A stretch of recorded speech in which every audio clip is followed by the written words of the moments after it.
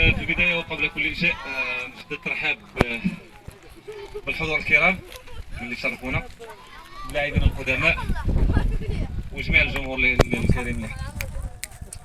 اليوم ما يمكن لنا الا نكونوا سعداء بهذا الحدث العظيم اللي هو فعلا خاصنا بزاف باش نجمعوا هذا الشمال ديال وجوه كريمه وعزيزه غابت عن الميادين لظروف.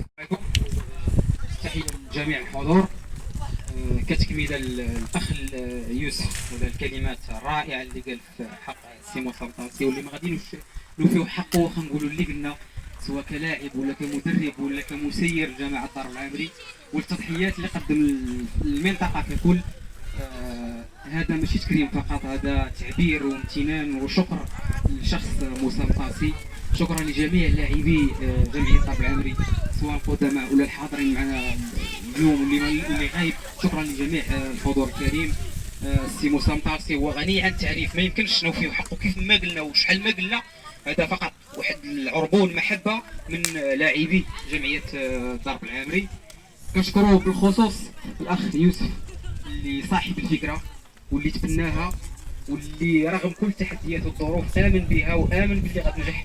شكرا جزيلا يوسف المحي الاخ ديالنا.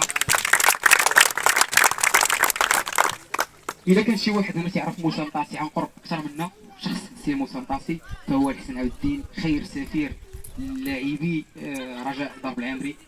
سي الحسن عبد الدين اللي كتعرفوا ما تيقدرش يهضر بحال هذه المناسبات وهذا وما بغاش يهضر، ومع ذلك غادي نعطيو الكلمه حيت هو خير